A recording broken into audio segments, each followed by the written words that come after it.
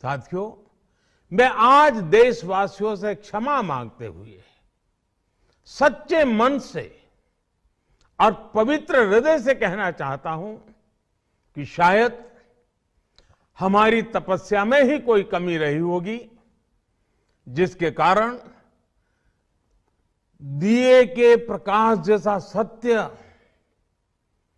कुछ किसान भाइयों को हम समझा नहीं पाए। आज मैं आपको, पूरे देश को ये बताने आया हूं कि हमने 3 कृषि कानूनों को वापस लेने का, रिपील करने का निर्णय लिया है। ये मोदी जी देश की जनता को क्या संदेश देना चाहते हैं, ये देश ही नहीं, देश कोई समझ में नहीं आया। आज सिर्फ वो मन की बात करते हैं। आपके मन में क्या चल रहा है और पूरे देश की जानकारी मोदी जी को नहीं है। देखिए, एक बात है, ठीक है, ये बोलने में माहिर हैं, लेकिन अब देखिए हमारा जो अर्थव्यवस्था है, हमारा अर्थव्यवस्था है खुदरा अर्थव्यवस्था है। हमारी जो अर्थव्यवस्था है, यहाँ के मजदूर जो हैं, मजदूर हैं बिखरे हुए हैं। इसमें देखिए, और आप अचानक से जीएसटी को इस प्रकार से लागू कराना, आप जो है कि कैशलेस की प्रवृत्ति को ये कराना, अचानक से नोटबंदी कराना, तो ये क्या सारा चीज वो शुद्ध मन से किए थे क्या? नहीं, एक चीज बात आप बताइए कि वो कह रहे हैं, अभी भी अपने बात पे तटस्थ है और इस बात को बोल रहे हैं कि जो भी कृषि कानून बन रही थी वो किसानों के फायदे में ही थी और उन्होंने तपस्या की, और तपस्या इस प्रकार की कि 700 लोग शहीद हुए किसानों के आंदोलन में, और 1 साल के बाद जब यूपी का चुनाव होने वाला है शायद, तो उनकी नींद खुलती है और उनको लगता है कि उनसे बहुत बड़ी गलती हुई और उन्होंने क्षमा भी मांगा है किसानों से। तो कांग्रेस आखिर अगर वो शुद्ध मन से सारे चीज़ों को कर रहे थे तो कांग्रेस के शीर्षस्थ नेता उनका हमेशा विरोध ही क्यों करते रहे? उनके कानून जो बन रहे थे उसको लेकर जनता तक क्यों नहीं बताने का काम किए? देखिए, मैं तो आपको कह भी रहा हूँ, आप जो सवाल कर रहे हैं,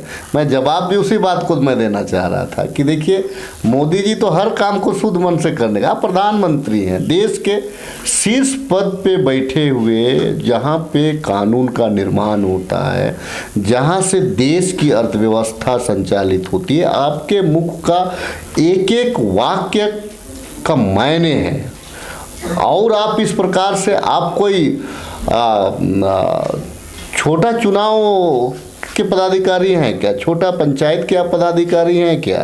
कि आप प्रखंड के पदाधिकारी हैं क्या? आप देश के प्रधानमंत्री हैं, देश के। देखिए, ये बात सत्य है। देखिए, इन लोगों का मकसद सिर्फ एन केन प्रकरण चुनाव जीतना है। इन लोगों को देश से कोई मतलब नहीं है, देश की अर्थव्यवस्था से कोई मतलब नहीं है। जनतांत्रिक जो व्यवस्था है हमारा, लोकतंत्र पे इनको आस्था नहीं है। इनको सिर्फ और सिर्फ एन केन प्रकरण, सत्ता इनको कैसे हासिल हो। आपने भी जो है झारखंड की राजधानी में किसानों के जो 3 कानून बन रहे थे उसके विरोध में एक रैली किया था, जिसमें अच्छे खासी लोग आए थे, अपने विरोध को वहां पर जताया था। अभी आप कैसा महसूस करते हैं? आज झारखंड की जनता को क्या कहना चाहेंगे जिस प्रकार से इन कानूनों को वापस लेने की बात की जा रही है? देखिए, मैंने विरोध किया क्योंकि ये जनहित में नहीं था, जनहित में, और अपार जन समर्थन मिला। लोग एकजुट हुए और इस तीनों कृषि काला कानून का विरोध किए। आज मैं संतोष हूँ कि मैं अपनी जगह पे सही हूँ। मैं मोदी जी के जैसा तप नहीं किया था, मैं मोदी जी के जैसा मन का बात नहीं किया था, क्योंकि मैं भी एक किसान हूँ। मैं जानता हूँ कि मेरा नफा और नुकसान क्या है, क्योंकि देश की अर्थव्यवस्था आपको कृषि पर निर्भर है। अगर देश का अर्थव्यवस्था को आपको सुदृढ़ करना है तो किसान भाइयों को आपको सुदृढ़ करना है, अन्नदाता को आपको सुदृढ़ करना है। देखिए, मोदी जी और भारतीय जनता पार्टी, और खास करके मैं आपके चैनल के माध्यम से गोदी मीडिया के बारे में भी करना चाहता हूँ। कल के तारीख में बाछे ये करके वो लोग बोलते थे कि नहीं, ये 3 काला कानून मोदी जी अच्छा कानून को लाए। आज वो किस मुख से, जब मोदी जी ही इसको खारिज कर दिया, अब वो क्या बोलेंगे? जो गोदी मीडिया है, आप ही की तरह कोई चैनल चलता है देश में, अब वे क्या बोलेंगे? अच्छा, एक बात और भी है कि तमाम जो बीजेपी के प्रवक्ता रहे तो उन लोगों के द्वारा भी उनको खालिस्तानी और कभी उग्रवादी ही बोला जाता था। लेकिन आज प्रधानमंत्री को उन्हीं उग्रवादी और खालिस्तानी के मांगों को लेकर झुकना पड़ा और क्षमा भी मांगे। देखिए, ये लोग भारतीय जनता पार्टी के लोग हैं ना, चीन जो हमारा चीन और भारत का जो सीमा है, चीन को ये लोग रोक नहीं पा रहे हैं। चीन हमारे क्षेत्र में घुस करके वहाँ पे अपना गांव बसा दे रहा है, और ये यहाँ के लोगों को, जो हिंदुस्तानी हैं, जो भारतीय हैं, जो कानून का इज्जत करने वाले लोग हैं, उनको ये लोग खालिस्तान और पाकिस्तान का दर्जा दे देते हैं। देखिए, आज खालिस्तान और पाकिस्तान कौन है? देखिए, आप बिरयानी खाने जाइएगा पाकिस्तान, वो ठीक है, वो मन की बात हुई आपकी, मतलब आप जो सोचिएगा वही अच्छा है। आज के तारीख में जिन किसानों को शहादत देना पड़ा, 1000 के आसपास में किसान शहीद हुए, आज उनसे माफ़ी कौन मांगेगा? आज मोदी जी को माफ़ी मांगना चाहिए। मन की बात में ही आप माफ़ी मांग लीजिए। आप सिर्फ और सिर्फ यूपी चुनाव को लेकर के, क्योंकि उत्तर भारत में यूपी का एक अपना स्थान है, यूपी चुनाव को लेकर के आप चुनावी तालमेल बैठाने के उद्देश्य से आपने इस कानून को वापस लिया। मैं किसानों का आज भी समर्थन कर रहा हूँ। आज किसान आपको जगह छोड़ने नहीं जा रहे हैं जब तक आप संसद में इस बिल को वापस नहीं लीजिएगा। किसान अडिग हैं, नहीं तो मोदी जी का मन का बात करते करते फिर और क्या मन का बात करेंगे, तो ये कहना बड़ा मुश्किल है। आज आप कुछ और कह रहे हैं, कल आप कुछ और कह रहे हैं। लॉकडाउन में आपने कहा कि मुझे 21 दिन का टाइम दीजिए, नोटबंदी में कहा आपने मुझे 15 दिन का टाइम दीजिए, आपका 15 दिन भी बीत गया, आपका 21 दिन भी बीत गया। आपने कहा कि मैं रोजगार दूंगा, मुझे थोड़ा वक्त दीजिए, 7 साल आपका हो जा रहा है, फिर भी आप रोजगार नहीं दे पा रहे हैं। तो कहने का मतलब है, मोदी जी जो बोलते हैं और वो क्या बोलते हैं देश नहीं समझ पा रहे। और कांग्रेस पार्टी हमेशा, हमारे आदरणीय प्रियंका गांधी जी किसानों के समर्थन में जेल जा चुकी हैं, हमारे राहुल जी को रोका गया, हमारे जो कांग्रेस के नेता हैं, हमारे कांग्रेस के अन्य लोगों को जो किसान के समर्थन में जा रहे थे उनको रोका गया। कांग्रेस पार्टी आज पूरी तरह से किसानों के साथ खड़े।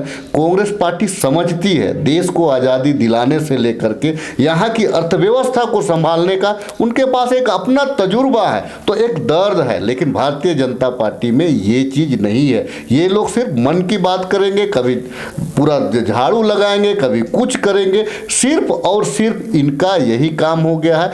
मैं आपको एक चीज़ बता दूँ कि देखिए, अगर मोदी जी के पास अब कोई मुद्दा रहा नहीं, अब चूंकि राम मंदिर का मुद्दा गौन पड़ गया, चूंकि किसान आंदोलन का ये था, हिंदू मुस्लिम का मुद्दा आपको लोग आज से नहीं जान रहा है, जनसंघ से लोग जान रहा है। हिंदू मुस्लिम का जो मुद्दा था वो गौन पड़ गया है। अब जो है भारत पाकिस्तान का भी मुद्दा आपको गौन पड़ गया। तो अब आपके पास में, मैं तो माननीय सुप्रीम कोर्ट से एक अनुरोध करूंगा कि ये लाइए कि कोई भी जात धर्म के बारे में नहीं बोलेगा चुनाव में, और कोई भी भारत और पाकिस्तान के बारे में नहीं बोलेगा। देखिए, भारतीय जनता पार्टी के नेताओं के पास में मोदी चिल्लाने के अलावा, अमित शाह चिल्लाने के अलावा और भारत पाकिस्तान बोलने के अलावा उनके पास में और कोई दूसरा बात नहीं होगा। आप जितना भी भाषण सुनिएगा सारे लोगों का, ना इनको इतिहास का ज्ञान है। अब हमारे अमित शाह जी बोलते हैं कि चंद्रगुप्त मौर्य और सिकंदर एक साथ में लड़े, तो उनको तो ये भी ज्ञान नहीं है कि चंद्रगुप्त मौर्य ईसा बाद के हैं और आपको सिकंदर ईसा पूर्व के हैं। तो उनको तो ये भी, अब तो कई हजार साल को वो एक बार में जोड़ दे रहे हैं, तो उनको क्या कहा जा सकता है जिनको इतिहास की जानकारी। अब उन्हीं का एक, जिनको ये लोग पद्मश्री का अवार्ड देता है, कंगना रनावत जो एक अभिनेत्री हैं, कहती हैं 2014 के बाद में देश आज़ाद हुआ है। उन शहीदों का ये लोग अपमान नहीं कर रहा है। गांधी जी को ये लोग गाली देता है, लेकिन विदेश में जा करके गांधी करता है। तो इन लोगों से बड़ा ड्रामेबाज और कौन सकता है। जिस प्रकार से कंगना रनावत एक कलाकार है, उसी प्रकार से पूरे भारतीय जनता पार्टी, मोदी जी और अमित शाह, ये सारे लोग कलाकार हैं। वो लोग जानते हैं कि देश को कैसे लड़ाया जाए और उसमें से अपना रोटी कैसे सेका जाए।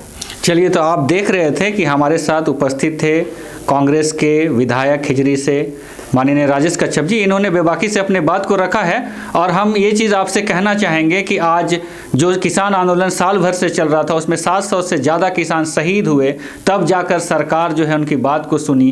तो ये आज़ादी का 75 वर्ष तो हम मना रहे हैं, अमृत उत्सव तो मना रहे हैं, लेकिन इस लोकतंत्र में भी अपने अधिकारों को लेकर, किसानों को लेकर सड़कों पर उतरना पड़ता है, घर बार को छोड़कर सड़कों पर उतरना पड़ता है, और उसके पश्चात ही उनकी आवाज़ों को सुनी जाती है। तो हमारा यही सवाल है, क्या इसीलिए भारत जो है आज़ाद हुआ? क्या इसीलिए हमारे लोगों ने कुर्बानियाँ दी? और इसीलिए शायद क्या इतने बड़े बड़े जो है नेता हमारा प्रतिनिधित्व करते हैं? तो ये देखने वाली चीज़ें होंगी। कांग्रेस और बीजेपी अपने पाले में गेंद को रखते हैं, फेंकने का भी काम करते हैं, दोषारोपण भी लगाते हैं, लेकिन वास्तविकता में किसानों का सुधार हुआ या नहीं हुआ, ये आप आत्ममंथन करिए, आप आकलन करिए। अब आने वाले वक्त में देखना है कि कौन सी पार्टी किसानों की आवाज़ को सुनती है, उनके दुख दर्द को सुनती है। आप हमारे साथ बने हुए रहे। बहुत बहुत धन्यवाद। जोहार।